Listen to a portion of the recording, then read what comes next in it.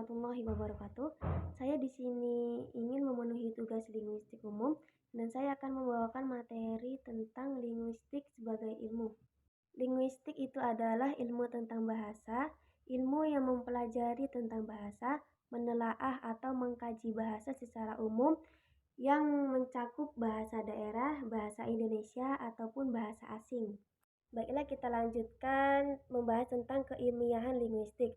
Sebelum membicarakan tentang keilmiahan linguistik, ada baiknya dibicarakan dulu tahap-tahap perkembangan yang pernah terjadi di dalam setiap disiplin ilmu, agar kita bisa memahami bagaimana sifat-sifat atau ciri-ciri keilmiahan dari suatu kegiatan yang disebut ilmiah, khususnya di sini di dalam disiplin linguistik. Pada dasarnya di setiap ilmu, termasuk juga ilmu linguistik, telah mengalami 3 tahap perkembangan sebagai berikut. Tahap pertama yaitu tahap spekulasi. Dalam tahap ini, pembicaraan mengenai sesuatu dan cara mengambil keputusan dilakukan dengan cara spekulatif. Artinya kesimpulan itu dibuat tanpa didukung oleh bukti-bukti empiris dan dilaksanakan tanpa menggunakan prosedur-prosedur tertentu. Tindakan spekulatif ini kita lihat misalnya dalam bidang geografi dulu, orang berpendapat bahwa bumi itu bentuknya berbentuk datar seperti meja. Kalau ditanya apa buktinya atau bagaimana cara membuktikannya, tentu tidak akan bisa menjawab, atau kalaupun dijawab akan secara spekulatif pula. Kemudian, karena melihat matahari setiap pagi terbit di sebelah timur dan terbenam pada sore hari di sebelah barat, maka orang berpendapat bahwa matahari itu berputar mengelilingi bumi. Kalau ditanya apakah benar, ya, lihat sajalah sendiri. Itulah yang terjadi di setiap saat. Padahal seperti kita tahu bahwa pandangan atau penglihatan kita seringkali tidak sesuai dengan kenyataan atau kebenaran faktual. Tahap kedua yaitu tahap observasi dan tahap klasifikasi. Pada tahap ini, para ahli di bidang bahasa baru mengumpulkan dan menggolong-golongkan segala fakta bahasa dengan teliti tanpa memberi teori atau kesimpulan apapun. Kebanyakan ahli sebelum perang kemerdekaan baru bekerja pada sampai tahap ini. Bahasa-bahasa di Nusantara itu didaftarkan, ditelaah ciri-cirinya, dan dikelompok-kelompokkan berdasarkan kesamaan ciri yang dimiliki bahasa-bahasa tersebut. Cara seperti ini belum dapat dikatakan sebagai ilmiah sebab belum sampai pada penarikan suatu teori. Ketiga yaitu tahap perumusan teori. Pada tahap ini, di setiap disiplin ilmu itu berusaha memahami masalah-masalah dasar dan mengajukan pertanyaan-pertanyaan mengenai masalah-masalah itu yang berdasarkan data empiris yang telah dikumpulkan. Kemudian di dalam disiplin itu dirumuskan hipotesis atau hipotesis-hipotesis yang berusaha menjawab pertanyaan-pertanyaan itu dan menyusun tes untuk menguji hipotesis terhadap fakta-fakta yang ada. Linguistik itu sangat mementingkan data empiris dalam melaksanakan penelitiannya. Itulah sebabnya bidang semantik tidak atau kurang mendapat perhatian dalam linguistik strukturalis dulu karena makna yang menjadi objek semantik dan tidak dapat diamati secara empiris. Tidak seperti fonem dalam fonologi atau morfem dan kata dalam morfologi. Kegiatan linguistik juga tidak boleh dikotori oleh pengetahuan atau keyakinan si peneliti. Kegiatan empiris itu biasanya bekerja secara induktif dan deduktif secara beruntun. Artinya kegiatan itu dimulai dengan cara mengumpulkan data empiris. Lalu data empiris itu dianalisis dan diklasifikasikan. Lalu ditarik suatu kesimpulan umum berdasarkan data empiris itu. Kesimpulan ini biasanya itu disebut dengan kesimpulan induktif. Kemudian kesimpulan ini itu diuji pada data empiris yang diperluas. Bila dengan data empiris baru ini kesimpulan itu tetap berlaku, maka kesimpulan itu berarti semakin kuat kedudukannya. Apabila data baru itu tidak cocok dengan kesimpulan itu, maka berarti kesimpulan itu menjadi goyah kedudukannya. Di dalam ilmu logika atau ilmu menalar, selain adanya penalaran induktif, juga ada penalaran deduktif. Secara induktif itu mula-mula dikumpulkan data-data yang khusus, lalu dari data-data yang khusus tersebut kesimpulan umum.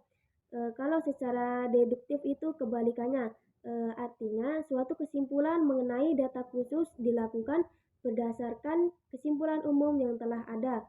Namun kebenaran kesimpulan deduktif ini sangat tergantung pada kebenaran kesimpulan umum yang lazim disebut sebagai premis mayor, yang dipakai untuk menarik kesimpulan deduktif itu. Sebagai ilmu empiris linguistik, berusaha mencari keteraturan atau kaidah-kaidah yang hakiki dari bahasa yang ditelitinya. Karena itu, linguistik sering juga disebut sebagai ilmu nomotetik. Kemudian, sesuai dengan predikat keilmiahan yang disandangnya, linguistik tidak pernah berhenti pada satu titik kesimpulan, tetapi akan terus menyempurnakan kesimpulan tersebut berdasarkan data empiris selanjutnya. Sebelumnya tadi sudah dijelaskan bahwa linguistik itu mendekati bahasa yang menjadi objek kajiannya, bukan sebagai apa-apa, melainkan hanya sebagai bahasa saja. Pendekatan bahasa dengan bahasa ini sejalan dengan ciri-ciri hakiki bahasa seperti yang diuraikan pada bab 3, dapat dijabarkan pula dalam sejumlah konsep sebagai berikut. Yang pertama yaitu karena bahasa adalah bunyi ujaran, maka linguistik melihat bahasa itu sebagai bunyi. Artinya, bagi linguistik bahasa lisan itu disebut sebagai bahasa primer, sedangkan bahasa tertulis itu disebut sebagai bahasa sekunder. Dalam studi bahasa secara tradisional yang tidak mendekati bahasa seperti linguistik modern, biasa kita dapati pernyataan-pernyataan seperti kalimat adalah susunan kata-kata yang teratur yang dimulai dengan huruf kapital dan diakhiri dengan titik. Atau pernyataan kata-kata dalam bahasa Arab biasanya terdiri dari 3 huruf. Jadi, konsep bunyi itu dikacaukan dengan huruf. Yang kedua, karena bahasa itu bersifat unik, maka linguistik tidak berusaha menggunakan kerangka suatu bahasa untuk dikenakan pada bahasa lain. Misalnya dulu banyak sekali ahli bahasa yang meneliti bahasa-bahasa di Indonesia dengan menggunakan kerangka atau konsep yang berlaku dalam bahasa Latin, Yunani, Arab, sehingga kita sekarang mewarisi konsep-konsep yang tidak cocok untuk bahasa-bahasa di Indonesia, seperti konsep kata majemuk, konsep tekanan kata, dan konsep artikulus. Pendekatan terhadap bahasa yang dilakukan oleh para peneliti dulu tidak melihat bahwa setiap bahasa mempunyai keunikan atau ciri khasnya masing-masing. Meskipun diakui ada juga kesamaan-kesamaan sistem antara bahasa yang satu dengan bahasa yang lain.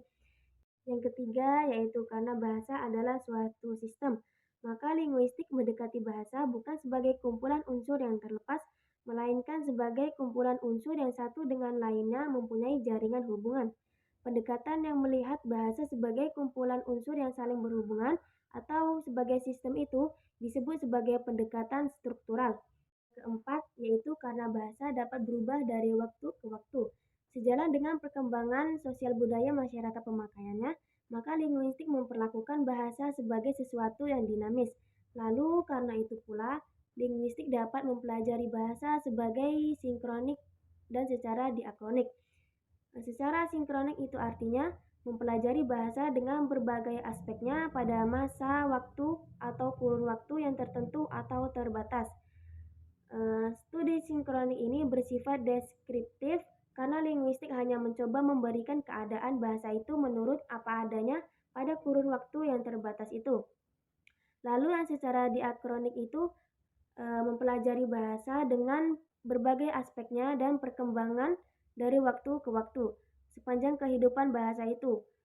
Studi bahasa secara diakronik lazim juga disebut sebagai studi historis komparatif.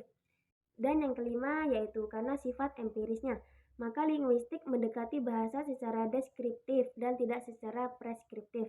Artinya, yang penting dalam linguistik adalah apa yang seharusnya diungkapkan oleh seseorang sebagai data empiris dan bukan apa yang menurut si peneliti seharusnya diungkapkan. Baik, kita lanjut ke subdisiplin linguistik. Setiap disiplin ilmu itu biasanya dibagi atas bidang-bidang bawahan subdisiplin atau cabang-cabang yang berkenaan dengan adanya hubungan disiplin itu dengan masalah-masalah lain. Misalnya, kalau di ilmu kimia itu dibagi atas kimia organik dan kimia anorganik. Kalau di psikologi itu dibagi antara lain psikologi klinik dan psikologi sosial. Kalau di ilmu kedokteran itu ada kedokteran gigi, kedokteran umum, dan juga kedokteran hewan. Pembagian atau pencabangan itu diadakan tentunya karena objek yang menjadi kajian disiplin ilmu itu sangat luas atau menjadi luas karena pembagian dunia ilmu. Berdasarkan objek kajiannya, apakah bahasa pada umumnya atau bahasa tertentu dapat dibedakan adanya linguistik umum dan linguistik khusus. Di sini linguistik umum adalah linguistik yang berusaha mengkaji kaidah-kaidah bahasa secara umum, pernyataan-pernyataan teoretis yang dihasilkan karena menyangkut bahasa pada umumnya, bukan bahasa tertentu.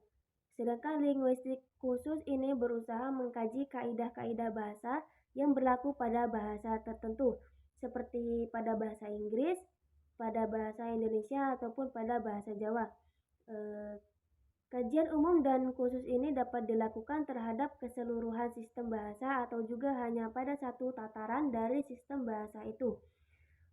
Oleh karena itu, mungkin ada studi mengenai fonologi umum atau fonologi khusus, morfologi umum atau morfologi khusus, atau juga studi sintaksis umum dan sintaksis khusus.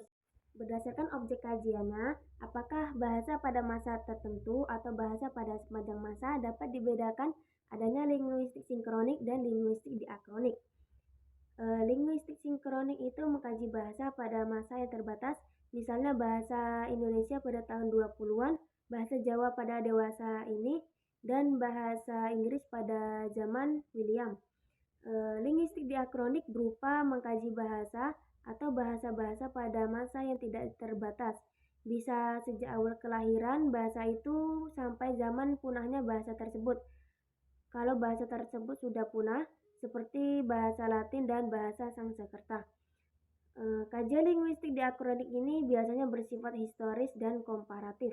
Berdasarkan objek kajiannya, apakah struktur internal bahasa atau bahasa itu dalam hubungannya dengan faktor-faktor di luar bahasa, dibedakan adanya linguistik mikro dan linguistik makro.